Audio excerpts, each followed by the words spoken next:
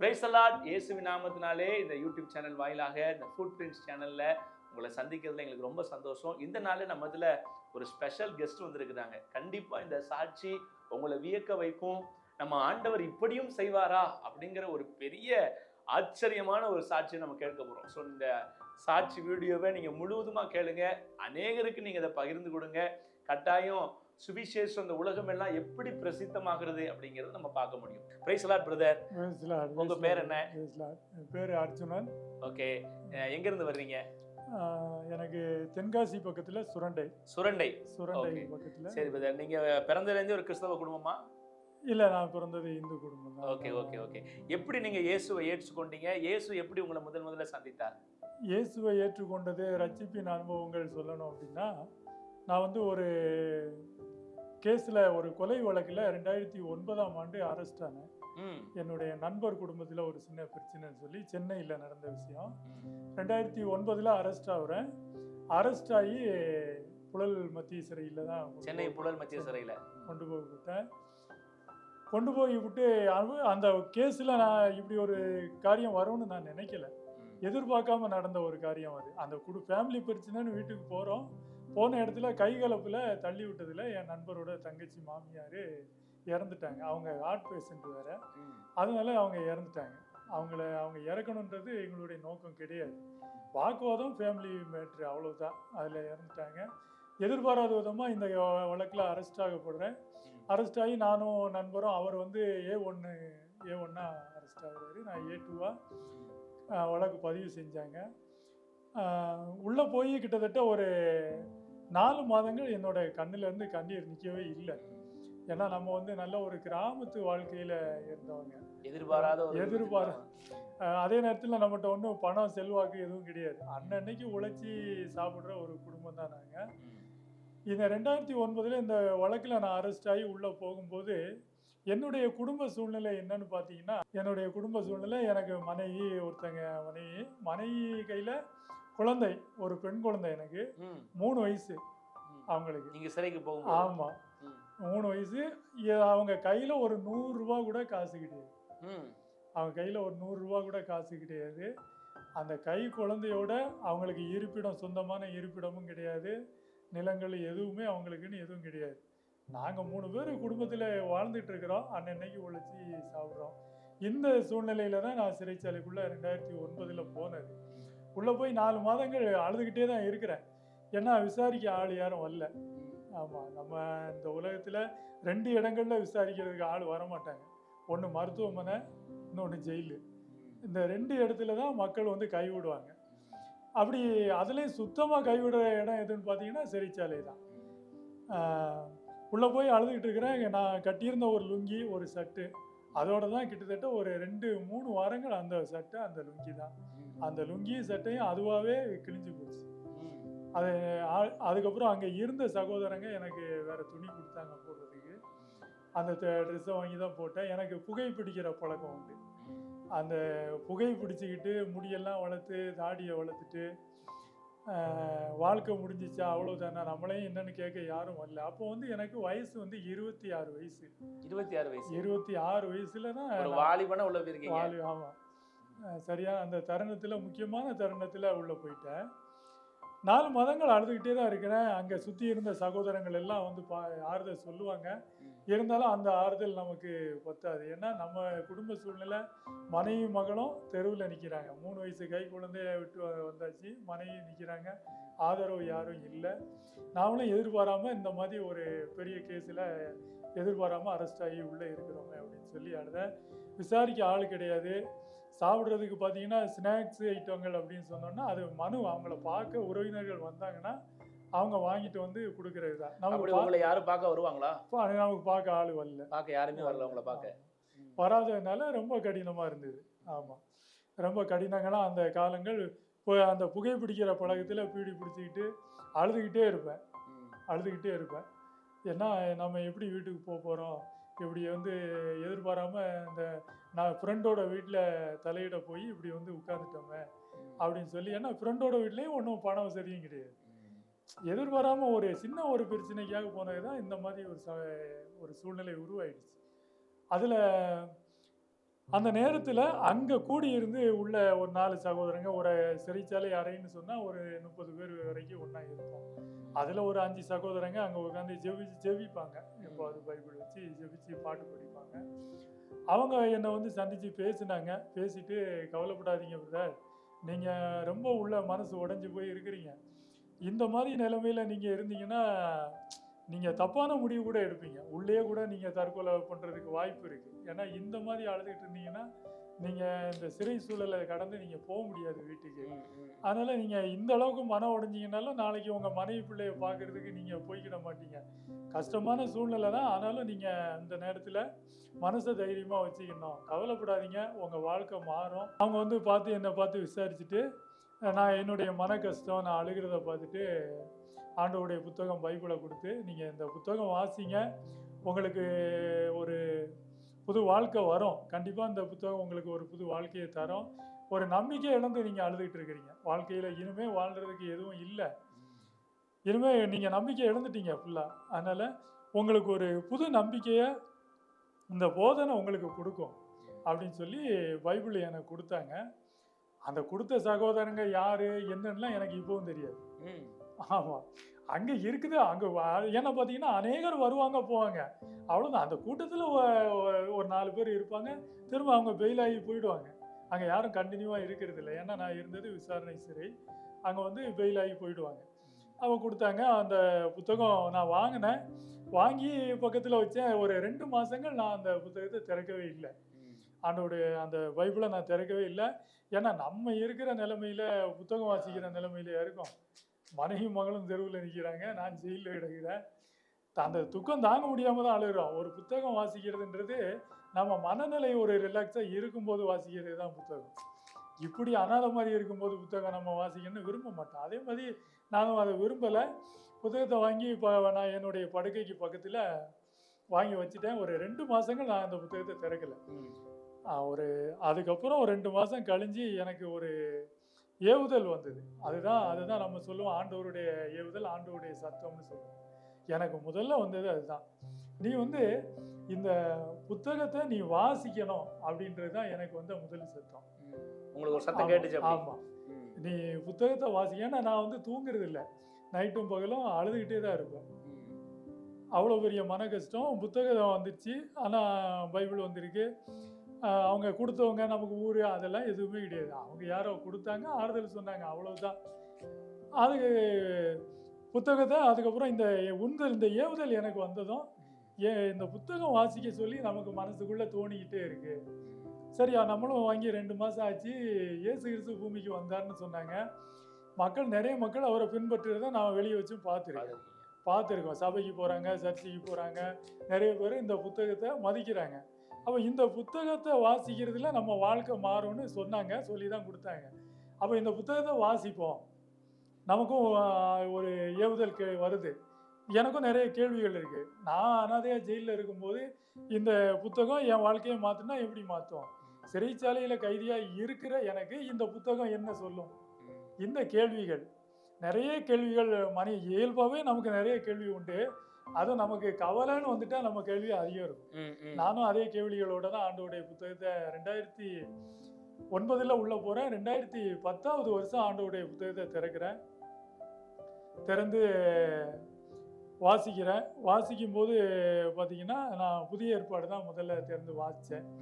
வாசிக்கும் போது ஆண்டவருடைய மலை பிரசங்கம், மத்தேயு 5, 6, 7 இந்த மலை பிரசங்கம், இந்த 3 அதிகாரங்களில் எனக்கு ரொம்ப பிடிச்சி போச்சு.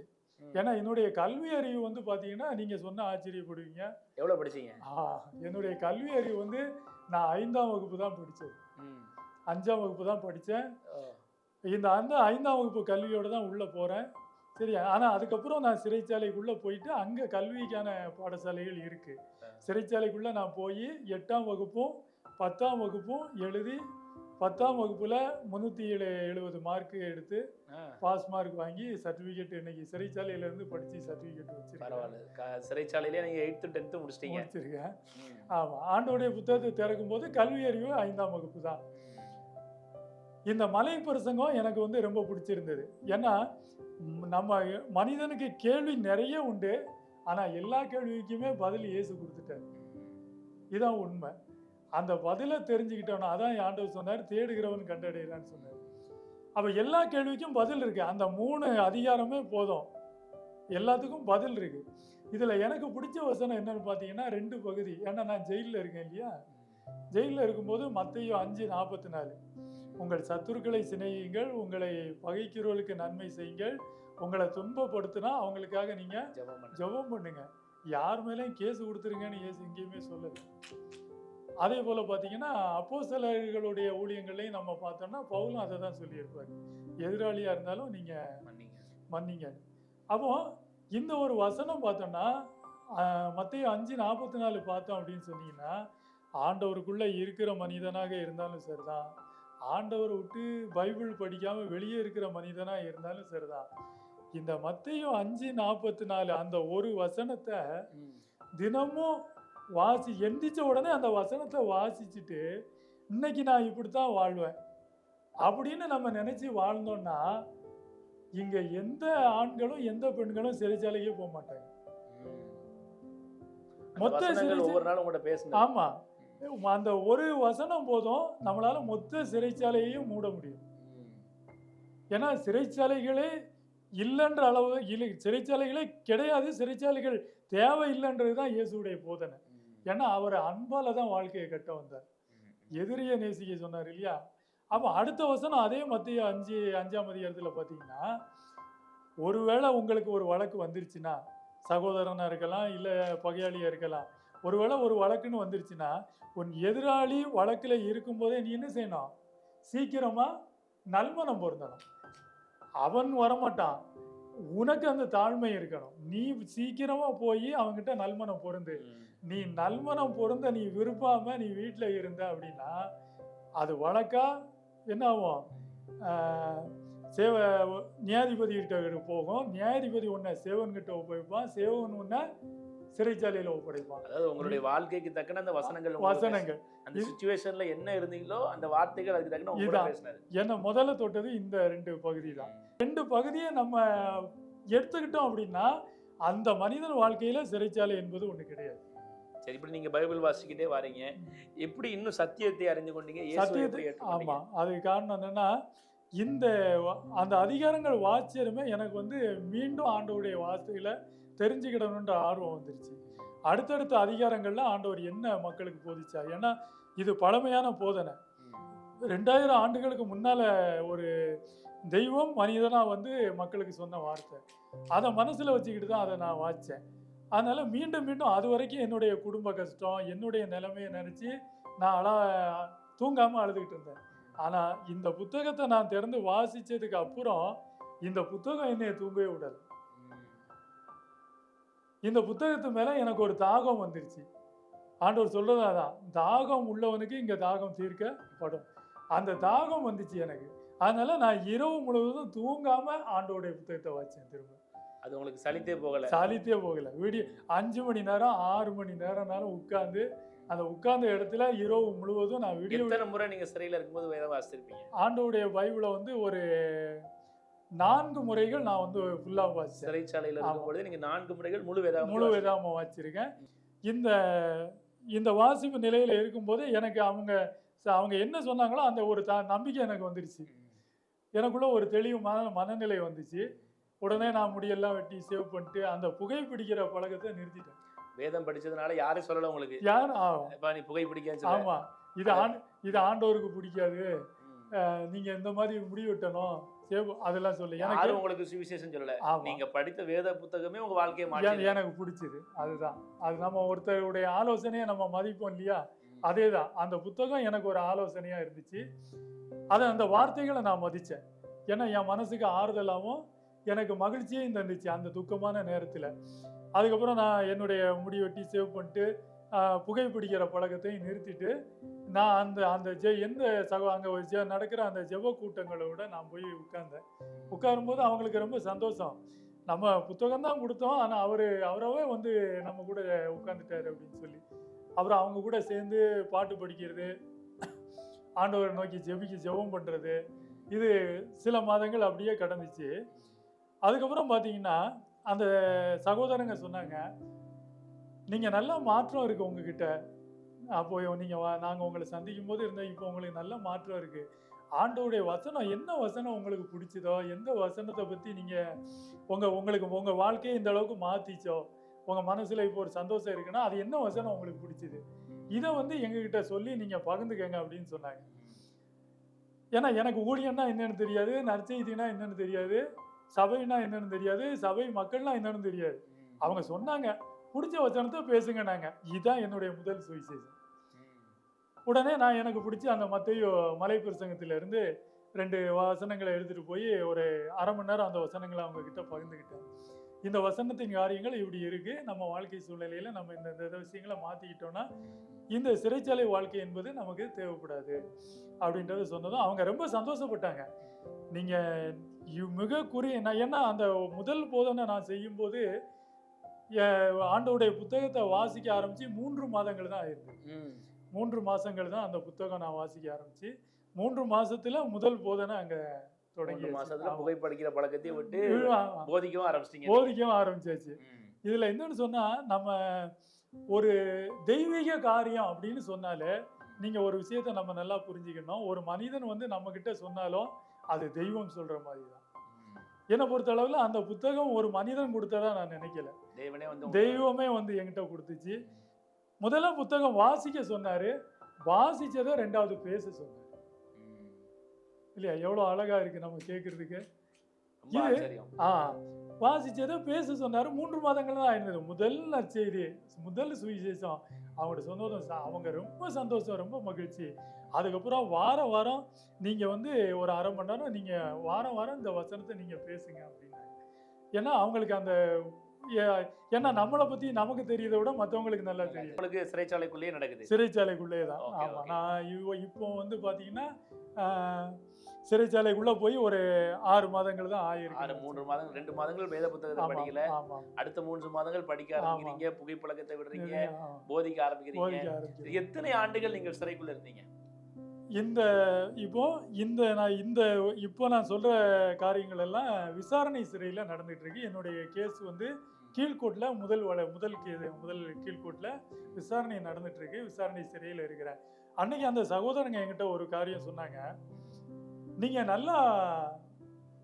நல்ல ஒரு போதகனா வருவீங்க, நிறைய மக்களை நீங்க சந்திப்பீங்க, நிறைய திருச்சபைகளுக்கு நீங்க போவீங்க, நீங்க சாட்சி சொல்லுவீங்க, நீங்க ஆண்டவருடைய சபையை நடத்தி தேவனுடைய வார்த்தைகளை நிறைய சபையில நீங்க போய் பிரசங்கம் பண்ணுவீங்கன்னு சொன்னாங்க. அவங்க சொல்லும் போது வருஷம் 2010. இன்னைக்கு நான் உங்ககிட்ட பேசும்போது வருஷம் 2025. அன்னைக்கு அவங்க உண்மையிலே சொன்னது ஒரு தீர்க்க தரிசனம். சிறைக்குள்ள இருக்கிறவங்களே. ஆமா, அவங்க இயல்பா தான் அந்த வார்த்தை சொன்னாங்க. ஆனா அதுவும் ஒரு தீர்க்க தரிசனம் தான். ஏன்னா அந்த வார்த்தை நிறைவேற கிட்டத்தட்ட 14 ஆண்டுகள் எனக்கு ஆயிடுச்சு. 14 ஆண்டு ஆயிடுச்சு. ஆனா அந்த வார்த்தையை நீங்க பிடிச்சுக்கிட்டீங்க. ஆமா, வார்த்தை ஒரு நாள் கர்த்தர் வெளியே கொண்டு வருவார் அந்த. ஆமா, ஏன்னா எனக்குள்ள அந்த வசனங்கள் தந்த நம்பிக்கை, அந்த ஒரு புத்துணர்ச்சி. ஆண்டவர் சொல்லுவார் இல்லையா, வருத்தப்பட்டு பாரம் சுமக்கிறவன் நீங்க வா, நான் உங்களுக்கு இளைப்பாறுதல் தருவேன். அந்த இளைப்பாறுதல் என்னன்றதை நான் உணர்ந்தேன். வருத்தப்பட்டு பாரம் சுமக்கிறதுனா என்னன்னு எனக்கு தெரியும், இந்த சிறையின் அனுபவங்கள். ஆமா, அதனால அந்த பாரத்தோட இருந்த எனக்கு அங்க ஒரு இளைப்பாறுதல், இயேசுவின் இளைப்பாறுதலை அந்த புத்தகத்தின் வழியா, அந்த வசனங்கள் வழியா என்னால உணர முடிஞ்சது. திரும்ப இது என்னாச்சு, அடுத்து ஒரு திருப்பம் வருது. என்ன திருப்பம் அப்படின்னு பார்த்தீங்கன்னா, 2011 என்னோட வழக்கு கீழ்கோட்டில் விசாரணை முடியுது. இந்த கொலை குற்றத்துக்காக எனக்கும் என்னுடைய நண்பருக்கும் ஆயுள் தண்டனை கொடுக்கப்படுது. ஆயுள் தண்டனைன்னு கொடுக்கப்படுது. ஆயுள் தண்டனைன்னு சொன்னால் பார்த்தீங்கன்னா அது கடுமையான ஒரு தண்டனை. ஏன்னா ஒரு ஆயுள் தண்டனைன்றது எப்போ அவங்கள ஜெயிலை விட்டு வெளியே ரிலீஸ் ஆகி வருவாங்கன்னு யாருக்குமே தெரியாது. அது அந்தந்த மாநில முதல்வர்கள் எடுக்கிற முடிவுகளை பொறுத்து தான் ஒரு ஆயுள் தண்டனை சிறைவாசி வெளியே வர முடியும். ஆமாம், இதில் 2011 ஆயுள் தண்டனை கொடுக்கப்படுது. நான் தண்டனை சிறைக்கு பக்கத்தில் தண்டனை சிறைக்கு மாற்றப்படுறேன். அங்கே போனால் அங்கேயும் ஜெப கூட்டம் இருந்தது. அங்கேயும் ஒரு 10-20 சகோதரங்க ஜெபிச்சுக்கிட்டு இருந்தாங்க. ஞாயிற்றுக்கிழமை ஆனால் ஜெபம் பண்ணுவாங்க. அவங்கக்கிட்ட போய் என்ன நான் அறிமுகப்படுத்திக்கிட்டேன். இந்த மாதிரி எனக்கும் யாரும் வரமாட்டாங்க பார்க்குறதுக்கு, எனக்கு ஊரும் தூரம், விசாரிக்க ஆள் இல்லை அங்கே அப்படின்னு சொன்னேன். அப்புறம் அங்கே இருந்த சகோதரங்க தான் எனக்கு ட்ரெஸ் எல்லாம் கூட கொடுத்தாங்க. போடுறதுக்கு ட்ரெஸ்ஸு கொடுத்தாங்க, சாப்பிட்றதுக்கு ஸ்நாக்ஸ் எல்லாம் கொடுப்பாங்க. அவங்க கூட சேர்ந்து நான் அவங்க அங்கே உள்ள ஜெபக்கூட்ட ஆராதனை, சபை ஆராதனையிலையும் சேர்ந்து ஆண்டவரை ஜெபிக்க ஆராதனை செய்ய ஆரம்பித்தேன். அங்கே ஊழியங்கள் நடந்துக்கிட்டு இருந்தது. இது வரைக்கும் இப்போ நான் சொன்ன இப்போ நான் சொன்னது வரைக்கும் பார்த்தீங்கன்னா 2 வருஷங்கள் நான் இப்போ உங்கள்கிட்ட சொல்லியிருக்கிறேன். 2 வருட பயணங்களை சொல்லியிருக்கிறேன். இந்த 2 வருட பயணமும் என் மனைவி வந்து என்னை சந்தித்தது கிடையாது. சந்திக்கல. ஆமாம். ஏன்னா அவங்க இங்கே கிராமத்தில் இருக்காங்க, சுரண்டை பக்கத்தில். அவங்க எப்படி வரணும்னு தெரியாது அவங்களுக்கு. அவங்க படிப்பறிவு இல்லாதவங்க. அவங்கள கூப்பிட்டு வரனாலும் ஆள் வேணும். சென்னைக்கு வந்து அவங்க தங்கவும் செய்யணும். பார்க்கறதுக்கு ஆள் கிடையாது. அவங்க வர்றதுக்கும் அவங்ககிட்ட பஸ் காசு கிடையாது. இவங்க இங்கே உட்காந்து பீடி சுத்துறாங்க. பீடி சுற்றி என்னுடைய 3 வயசு மகளையும் வளர்த்துக்கிட்டு இவங்களும் அவங்களுடைய சாப்பாட்டை பார்த்துக்கிட்டு வீடு வாடகை கொடுத்துக்கிட்டு இவங்க ஒரு ஆள் பீடி சுற்றி இதை ரன் பண்ணிக்கிட்டு பார்த்துக்கிட்டு இருந்தாங்க. இந்த 2 ஆண்டுகளாக நான் என் மனைவி மகளையும் பார்க்கல. உள்ளேருந்து கடிதம் போடுவேன், லெட்ரு போடுவேன், 10 லெட்ரு போடுவாங்க. இப்போ அந்த தண்டனை சிறைக்கு வந்து விட்டு இங்கே ஊழியங்கள் செய்ய ஆரம்பித்தேன். அங்கே உள்ள சபை ஆராதனையில் பாடல் ஆராதனை, ஜெபம், துதி ஆராதனை, அப்புறம் தேவனுடைய செய்தி, இது எல்லாமே சிறைக்குள்ளேயே பயணம் நடந்துகிட்டு இருந்தது.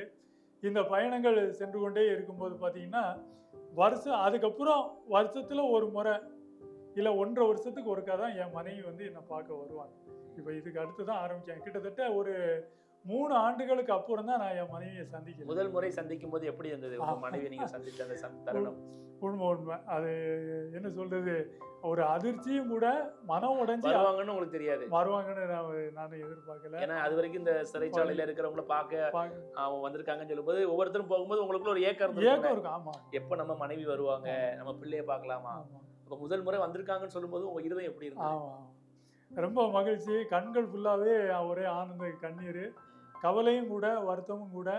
என்னன்னா இப்படி ஒரு சூழ்நிலை உருவாயிடுச்சு நம்ம கிட்ட இல்லையா வாழ்க்கையில. இப்போ வந்து பாத்தீங்கன்னா நம்ம இன்னைக்கு திருமணம் செய்யும் போது யாருமே நம்ம வாழ்க்கையில இப்படி நடக்கும் அப்படின்னு நினைச்சு யாருமே திருமணம் செய்யுது. எல்லாமே நல்லா தான் நினைக்கிறோம். ஆனாலும் என்ன நடந்தாலும் வாழ்க்கை துணை வந்து கடைசி வரைக்கும் நிக்கிறது தான் நம்மளுடைய ஒரு காரியம்.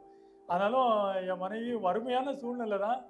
ஆனாலும் அவங்க வந்து காத்து இருந்தாங்க. அந்த வருஷம் 1.5 வருஷத்துக்கு ஒருக்கா பார்க்க வருவாங்க.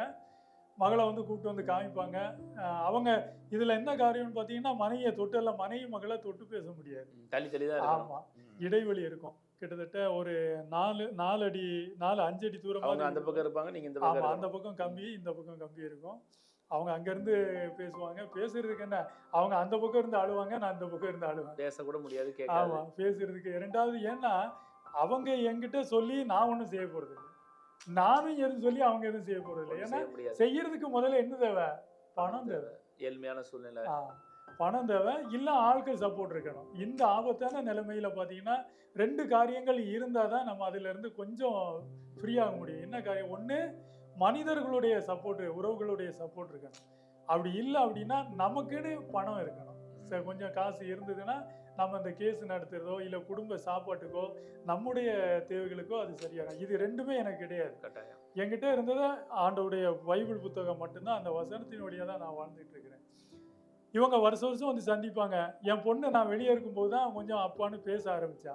இவ வந்து சந்திக்கும் போது தான் நல்லா பேச ஆரம்பிச்சா. அவ பேசுறதுக்கு அதுக்கப்புறம் என்னால் பதில் பேச முடியலை. ஏன்னா நாட்கள் கடந்து போச்சு. 5 ஆண்டுகள் ஆகிப்போச்சு, 6 ஆண்டுகள் ஆகிப்போச்சு. பள்ளி படிக்க ஆரம்பிச்சிருப்பாங்க. ஆமாம், பள்ளிக்கூடம் அரசு படிச்சுட்டு இருந்தாங்க. என்னை வந்து பார்க்குறாங்க, பார்த்து பேசுனாங்க. அப்பா நீங்கள் எப்போ வருவீங்கன்னு தான் என் மக கேட்பாங்க. அவங்க என்ன கேள்வி கேட்டாலும் நான் பதில் சொல்லுவேன். ஏன்னா அந்த அளவுக்கு புத்தகம் வாசித்து ஆண்டவருடைய போதனைகளை போதிச்சு ஒரு சத்தியத்தில் வளர்ந்துட்டு இருக்கிறதுனால ஒரு தெளிவான மனநிலை எனக்கு இருந்தது.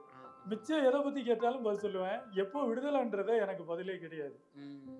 ஏன்னா அது எனக்கே தெரியாது. நான் என் மனைவி மகள்கிட்டையும் அவங்க நிறைய கஷ்டங்கள் சொல்லுவாங்க என்கிட்ட வந்து. நான் அவங்ககிட்ட சொல்றது ஒரு காரியம்தான் சொல்லுவேன். நான் எப்படியும் வீட்டுக்கு வந்துடுவேம்மா, எப்படியாவது அரசாங்கம் என்னை விடுதலை செய்யும். ஒரு நாள் விடுதலை ஆவேன், விடுதலையாகி வீட்டுக்கு வருவேன். நான் வீட்டுக்கு வரும்போது நீங்கள் 2 பேரும் உயிரோடு இருக்கணும். அதை மட்டும்தான் சொல்லுவேன். அவங்க சொல்லுவாங்க சாப்பாட்டுக்கு கஷ்டம்பாங்க, உறவுகளால் உதாசீனப்படுத்தப்படுது. ரெண்டாவது ஒரு பெண்ணு கை குழந்தையோட தனியாக ஒரு இடத்துல, அது எந்த இடமா இருந்தாலும் சரி, சிட்டியாக இருந்தாலும் கிராமமாக இருந்தாலும் சரி, ஒரு பெண்ணு கை குழந்தையோட தனியாக ஒரு வீட்டில் வசிக்கிறதுன்றது ரொம்ப சேலஞ்ச், சாதாரண விஷயம் கிடையாது. அது மிகப்பெரிய போராட்டம், அது சாதனையான காரியம். அதில் அவங்களும் நிறைய நெருக்கடி கஷ்டங்களை சந்திச்சாங்க. கைவிடப்பட்ட முற்றிலுமான கைவிடப்பட்ட நிலை. இல்லை இன்னும் பார்த்தீங்கன்னா சிறைச்சாலையில் இருந்தாலும் அங்கே சிறைச்சாலைக்குள்ள தினசரி 3 வேளை உணவு வந்து எங்களுக்கு கொடுத்துருவாங்க. ஆனால் என்னுடைய வீடு வந்து அப்படி கிடையாது. என் மனைவிக்கும் மகளுக்கும் அந்த 3 வேளை உணவுன்றது இவங்க உழைச்சி இவங்க காசு இருந்தால் தான் சாப்பிட முடியும். இப்போ உள்ள இருக்கும்போது உங்க குடும்பத்தை பத்தின நிறைய யோசனைகளே உங்களை ரொம்ப பாதிச்சிருக்கு. ஆமா, அவங்க சொல்ற வறுமையான சூழ்நிலை, நிறைய டைம் சாப்பாட்டுக்கு கஷ்டமா இருக்குன்னு சொல்லியிருக்கிறாங்க. யாருமே அப்போ உங்களுக்கு உதவி செய்யல, உங்க மனைவி உதவி செய்யல. சரி, இந்த உங்க வாழ்க்கை இப்படி இந்த சிறை பயணம் போகிறது, எப்படி நீங்க இந்த சிறைச்சாலையிலிருந்து வெளியே வந்தீங்க? எப்படி ஆண்டவர் உங்களுக்கு அந்த அற்புதத்தை செய்தார்? இந்த சிறைச்சாலை விடுதலைன்றத பார்த்தீங்கன்னா நான் முதலே சொன்ன மாதிரி தான். ஒரு 10 நாள் தண்டனையிலையும் வருவாங்க, 10 மாத தண்டனையில் வருவாங்க, 10 வருஷ தண்டனையில் வருவாங்க, 15 வருஷம் தண்டனை இருக்குது, 25 வருஷம் தண்டனையும் இருக்குது. ஆனால் இந்த வருஷ தண்டனைகள் என்பது வேறு, ஆயுள் தண்டனை என்பது வேறு. ஆயுள் வாழ்க்கை முழுதும் அங்கே தான். ஆமாம், அதனுடைய சாராம்சம் வந்து அதுதான், அர்த்தம் வந்து அதுதான். இதுக்கு இடையில மனிதாபிமான அடிப்படையில் நன்னடத்தை, சிறையில் அந்த சிறை கைதி நன்னடத்தையோடு இருக்கிறாங்க அப்படின்னு சிறைத்துறை வந்து அரசுக்கு ரிப்போர்ட் கொடுக்கும்.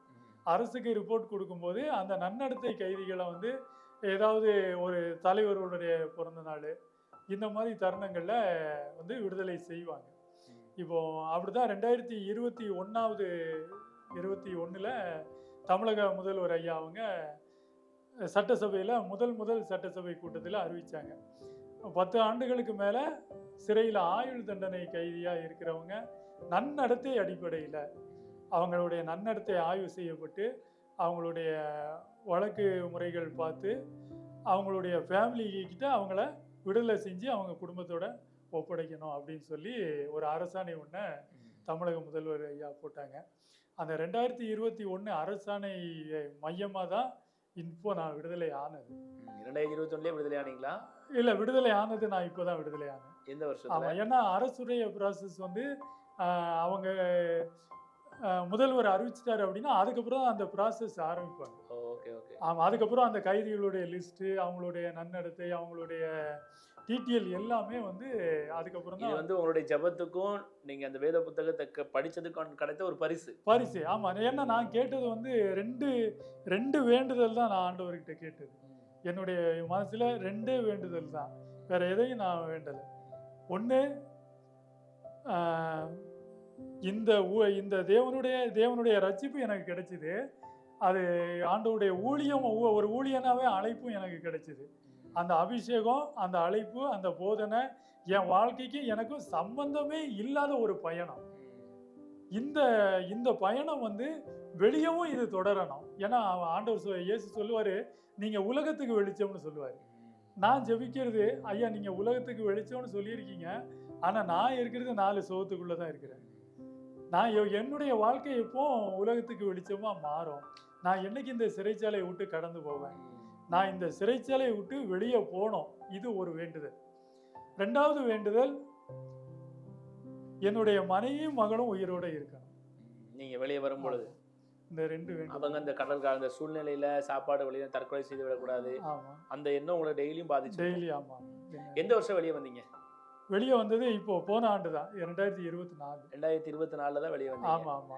வெளியே வரும் உங்களுக்கு விடுதலைன்னு உங்களுக்கு காதுக்கு வரும் பொழுது உங்களுடைய மனநிலைமை அப்ப எப்படி இருந்தது? மனநிலை அது உண்மையிலே என்ன, இதுல ஒரு முக்கியமான ஒரு காரியம் இருக்கு. என்னன்னு பாத்தீங்கன்னா, ஒரு அதிகமான கஷ்டத்தையும் ஒரு மிகப்பெரிய சந்தோஷத்தையும் எழுத்துலயோ வார்த்தையிலேயோ கொண்டு வர முடியாது.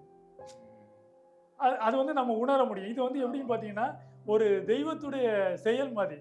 எப்படி ஒரு ரட்சிப்பை நாம அனுபவிச்சு சந்தோஷப்படுறோமோ அதை வந்து என்ன பண்றது ப்ராக்டிக்கலா வெளியே சொல்ல முடியாது. நாம அனுபவிக்கிற மாதிரி நம்ம சொல்ல இணை புரியாத சந்தோஷம் சொல்லுவாங்க அந்த மாதிரி. வாய்மொழியும் இல்ல, எழுத்துலையும் கொண்டு வர முடியாது. அதுல வெளியே வரும்பொழுது எப்படி உங்க மனைவி பிள்ளைகளை சந்திச்சீங்க? வெளியே வந்து நிற்கும் போது பாத்தீங்கன்னா எனக்கு எல்லாமே சேஞ்சஸ். ஏன்னா நான் பரவல் எதுவுமே வந்தது கிடையாது. பரவல்ன்றது 3 மாசத்துக்கு ஒருக்கா 1 வாரம் வீட்டுக்கு வரலாம் போகலாம். இதுக்கு கொஞ்சம் குடும்ப சப்போர்ட் வேணும், ஃபேமிலி சப்போர்ட் வேணும். எனக்கு அந்த ஃபேமிலி சப்போர்ட் இல்லை. எனக்கு இருக்கிறது என் மனைவி மகள் மட்டும்தான். இவங்க எங்கேயும் அலைய முடியாது. 3 வயசுல விட்டு போயிட்டேன். நான் இன்னைக்கு வெளியே வந்து நிற்கிறேன். என் மகளுக்கு வயசு 19 வயசு. நான் இப்போதான் அவளை கையில வந்து தூக்குறேன். கை குழந்தையா விட்டுட்டு போனது வாலிபம் இல்லையா? நீங்க 3 வயசுல விட்டு போன பொண்ணை இப்போதான் வந்து கையில தூக்குறேன். அப்போ இதெல்லாம் இந்த மனது சந்தோஷங்களை வந்து எப்படி சொல்ல, நம்ம சில சினிமாக்கள்ல நம்ம பார்த்துருப்போம். ஆமா, ஒரு நிஜ வாழ்க்கையிலே நிஜ வாழ்க்கையில அனுபவிக்க முடியும். வெளியே வரும்போது உங்க மனைவியுடைய காரியங்கள் எப்படி இருந்தது? ஆமா, இதுல என்னன்னா நான் சொல்ல வந்ததுதான், வெளியே வந்து நிக்கிறேன். எனக்கு எப்படி பஸ் ஏறணும்னே தெரியல. 14 ஆண்டுகள் பஸ் எப்படி ஏறுதுன்னு தெரியல. ஒரே போக்குவரத்து நெரிசல். சென்னை 14 வருஷம் 4 செவத்தையே பார்த்துட்டு இருந்திருக்கீங்க. அதை உங்களால சொல்ல கூட முடியல. வெளியே வந்து நிற்கும் போது அவ்வளோ சந்தோஷம், அவ்வளோ பேரின்பம் எனக்கு. 15 ஆண்டுகள் கழிச்சு அந்த சிறை கதவு திறக்கப்பட்டு ஒரு அரசாணையினால வெளியே வந்து நிற்கிறேன். அவ்வளோ சந்தோஷமா இருந்தது எனக்கு. இதுல என்னன்னா, இதுக்கு முன்னாடி ஒரு டைம் என் மனைவி வந்து விடுதலை ஆயிடுவேன் அப்படின்னு நினைச்சு நிறைய டைங்கள் வந்து நான் சில டைம் அவங்கள சொல்றது உண்டு, இந்த மாதிரி இந்த இடத்துல விடுதலை ஆயிடுவேன். சில நமக்கு எந்த யோசிச்சுட்டு இருக்கும்போது நம்ம எதையாவது ஒன்று சொல்லி அந்த மாதிரி நிறைய டைம் என் மனைவி வந்து இப்போ விடுதலை ஆயிடுவாங்களா அப்படின்னு சொல்லி நிறைய டைம் அங்கேருந்து பஸ் ஏறி வந்துடுவாங்க. வந்துட்டு இப்போ இந்த மாதம் வந்துடுவீங்களா அப்படின்னு கேட்டு நிறைய டைம் ஏமாந்துருக்காங்க. இதனால இந்த நிஜமான விடுதலை எனக்கு வரும்போது இவங்க வரல, நான் மட்டும் தான் வந்து நின்னேன். அதுக்கப்புறம் அங்கே இருந்த ஒரு சகோதரர் எனக்கு பஸ் ஏற்றி விட்டார். அங்கேருந்து கோயம்பேடு வந்து பஸ் ஏறி வந்தேன். வெளியே இங்கே ஊருக்கு வந்து நிற்கிறேன். ஊரில் என் மனைவி வந்து என் கணவர் வர்றாரு அப்படின்னு சொல்லி தெருவில் எல்லாம் சொல்கிறாங்க. ஆனால் யாரும் நம்பலை. ஏன்னா இவங்களுக்கே நம்பிக்கை இல்லை. என் மனைவிக்கே வந்து நான் வரேன்னு சொன்னாலும் கூட, ஏன்னா சிறைச்சாலைக்குள்ளே வந்து அதுக்கப்புறம் ஃபோன்லாம் ஆரம்பிச்சிச்சு. அரசு வந்து தொலைபேசி வச்சுருக்காங்க. அதில் நம்ம வீட்டுக்கு தொடர்பு கொண்டு பேசலாம். அதில் நான் பேசும்போது அதை தான் அந்த காரியங்கள் எல்லாம் சொன்னேன். இந்த மாதிரி விடுதலை வந்திருக்குமா, வந்துடுவேன் அப்படின்னு சொல்லி. நான் வீட்டில் போய் இறங்குற வரைக்கும் என் மனைவியே நம்பலை. போய் இறங்கி நிற்கிறேன். என்னுடைய தெரு, என்னுடைய ஊர் எதுவுமே எனக்கு அடையாளம் தெரியல. நான் போகும்போது அது ஒரு கிராமமா இருந்தது. இன்னைக்கு பாத்தீங்கன்னா அது கிராமம்னே சொல்ல முடியாது, ஒரு பட்டணம் போல. ஆமா, ஏன்னா சுரண்டை பக்கத்துல கடையாளூர் டீ அதனுடைய பேர். அதான் என்னுடைய கிராமம். அந்த கிராமம் பாத்தீங்கன்னா அவ்வளவு வளர்ச்சி. இன்னைக்கு எனக்கு அடையாளங்களே தெரியல. இன்னும் நான் நிறைய என்னுடைய ஊருக்குள்ள இன்னும் நிறைய தெருக்கு நான் இன்னும் போகவே இல்லை. இதுல இப்போ நான் வெளியே வந்ததுக்கு அப்புறமும் எனக்கு என்னன்னா, வெளியே வந்து எனக்கு என்ன செய்யறதுன்னே தெரியல. ஏன்னா 15 வருஷம் கழிச்சு வந்திருக்கோம். இங்கே எல்லாருமே சொந்த வீடு இடங்கள் வாங்கி 15 வருஷத்துல வளர்ச்சி அடைஞ்சிருக்கிறாங்க. எல்லாருமே என் கூட படிச்சவங்க, கூட பிறந்தவங்க எல்லாருமே இன்னைக்கு. இந்த 15 ஆண்டுகளும் உங்க கூட பிறந்தவங்களும் யாருமே உங்களை வந்து பார்க்கல. இதுல என்னன்னா, ஆமா, கூட பிறந்தவங்க வந்து ஒரு 5 முறை வந்து பார்த்தாங்க. ஆனா என்னன்னா, இவனை என்ன செய்யணும், ஹெல்ப் பண்ணணும் அப்படின்றதுல வந்து கொஞ்சம் எல்லாருக்குமே ஒரு சிறைச்சாலை அப்படின்னா ஒரு பயம் இருக்கும். யாரும் எளிமையா வந்து பார்க்கணும் தோணாது. ரெண்டாவது வந்து சிறைச்சாலைக்கு வர்றதே வந்து என்னன்னா, அது ஒரு என்ன சொல்றது, நம்ம ஒரு சுடுகாட்டுக்கு போற மாதிரி அதை நினைக்கிறாங்க. அதை ஒரு தீட்டு. அங்க போனோம்னா நம்ம குடும்பத்துக்கும் கஷ்டம் வந்துடும், சாபம் வந்துடும் அப்படின்னு நினைக்கிறாங்க. உறவுகளே அப்படித்தான் நினைக்கிறாங்க. நீங்க வெளியே வந்ததுக்கு அப்புறம் அவங்க எல்லாத்தையும் ஆச்சரியமா பாத்தீங்க. அதுக்கு அடுத்து நீங்க வேலை பார்க்கணும்னு தோணுச்சா, இல்ல என்ன பண்ணீங்க நீங்க அதுக்கு அடுத்து? இதுக்கு அடுத்து என்னன்னா, நான் உள்ள இருக்கும்போது ஒரு சகோதரர் வந்து, கிறிஸ்தவ சகோதரர், ஒரு பாஸ்டரோட நம்பர் கொடுத்து அனுப்புனார் எனக்கு. நீங்க 15 ஆண்டுகள் உள்ள இருந்திருக்கீங்க, வெளியே போறீங்க, உங்களுக்கு வெளி உலகமும் தெரியாது, உள்ள ஃபுல்லா நீங்க ஜெப கூட்டத்துல இருந்திருக்கீங்க, வெளியே போய் நீங்கள் என்ன பண்ண போகிறீங்கன்னு எங்களுக்கும் தெரியலை. ஆனால் நீங்கள் வெளியே போய் ஆண்டவரால் தான் நீங்கள் இன்னைக்கு உயிரோட வெளியே போகிறீங்க. ஆண்டவருடைய புத்தகமும் இந்த ஜெப கூட்டத்தாலையும் தான் நீங்கள் இன்னைக்கு உயிரோட போகிறீங்கன்னு. அதனால் நீங்கள் வெளியே போங்க, அந்த நம்பரை நீங்கள் கான்டாக்ட் பண்ணுங்கள். அந்த பாஸ்டர் உங்களை ஏற்றுக்கிட்டாலும் ஏற்றுக்கலைனாலும் நீங்கள் ஆண்டவர் நோக்கி ஜெபம் பண்ணுங்க. உங்களுக்கான வேலைகளை ஆண்டவர் நீங்க சிறையில் இருக்கும்போது இந்த நம்பர் தராங்க. ஆமாம் ஆமாம், ஒரு பாஸ்டர் நம்பர். ஆமாம், பாஸ்டர்னா நம்ம இப்போ நான் வெளியே வந்ததும் அவருக்கு தான் முதல்ல ஃபோன் பண்ணுறேன். நம்ம திருநெல்வேலி வண்ணாரப்பேட்டை ஐபிஏ பாஸ்டர் பிரவீன்குமார் அவங்க. ஆமாம், ஐபிஏ சபை. அங்கே தான் அவர் ஃபோன் பண்ண உடனே ஃபோன் பண்ணி சொல்லி அழுகுறேன், ஐயா இந்த மாதிரி சூழ்நிலை, நான் இந்த மாதிரி நிலைமையில இருந்து வெளியே வந்திருக்கேன், இப்போ என் நிலைமை இதுதான், நான் ஆண்டவருடைய வேலையை தவிர எனக்கு எதுவும் தெரியாது அப்படின்னு. அவர் உடனே சபை சரி நீங்கள் வாங்கினாரு, வந்து கூப்பிட்டு பேசினோம். பேசிட்டு அங்கே முதல் வாரம் சாட்சி கொடுத்தேன்.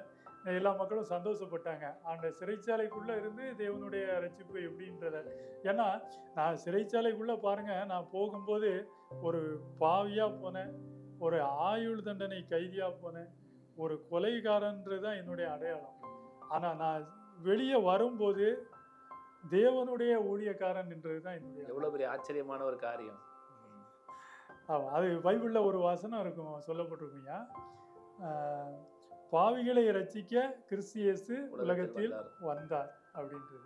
அதனால உங்க வாழ்க்கையில் அது அப்படி பழிச்சிருக்கு. ஆமா, பாவிகளை ரட்சிக்க இயேசு கிறிஸ்து உலகத்துல வந்தார். ஏன்னா ஒரு பாவி பாருங்க, இந்த ஆண்டோடைய இந்த பைபிள் நம்ம எடுக்கும்போது இந்த பைபிள் முதல்ல புத்தகத்தை விரிச்சதுமே என்ன ஒரு பாவின்னு தான் சொல்லிச்சு. ஏன்னா நான் முதல்ல பாவின்னு சொல்லிச்சு, அதுக்கப்புறம் நான் பாவ அறிக்கையிட்டு இயேசுகிட்ட பாவ மன்னிப்பு வாங்கினதும் நீ நீதிமான்னு சொல்லிச்சு, அதுக்கப்புறம் நீ பாக்கியவான்னு சொல்லிச்சு. வேத ஒவ்வொரு சூழ்நிலையிலும் உங்க கூட பேசி இருக்குது. அதுக்கப்புறம் நீ பரிசுத்தவான்.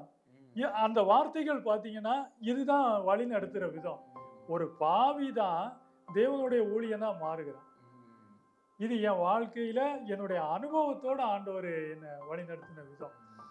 இன்னைக்கு அதனால வெளியே வந்தோம், இன்னைக்கு ஆண்டவருடைய ஊழியங்களை செய்ய. முதல்ல அந்த சபைக்கு போனேன், சாட்சி சொன்னேன், எல்லாரும் சந்தோஷப்பட்டாங்க. மறுவாரமே அந்த சபையில நற்செய்தி பண்ணி கொடுத்தாங்க.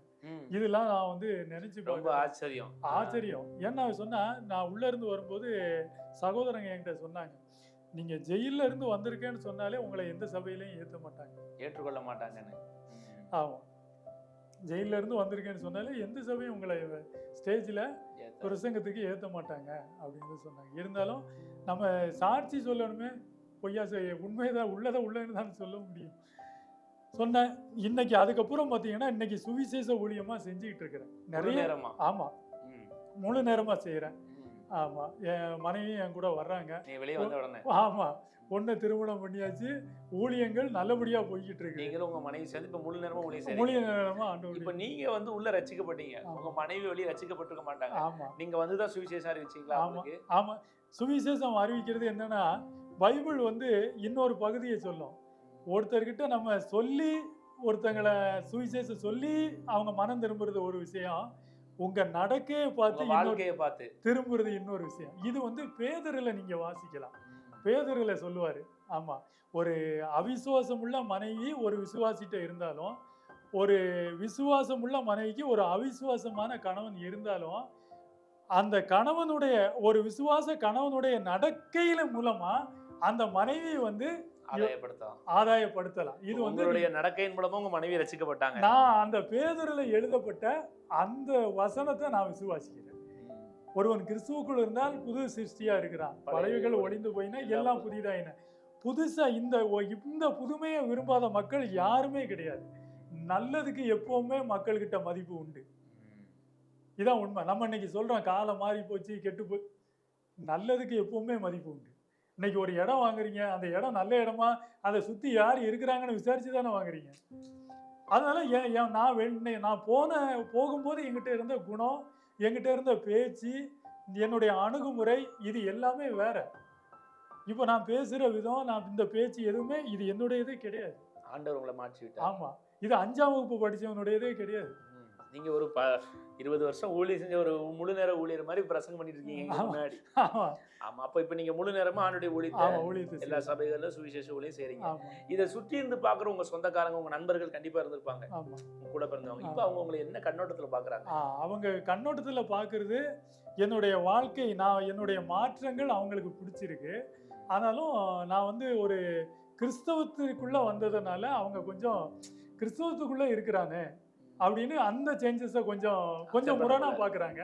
ஆனா இந்த நல்ல நல்ல குணமும் நல்ல மாற்றங்களும் நல்ல எண்ணங்களும் அவங்களுக்கு பிடிச்சிருக்கு.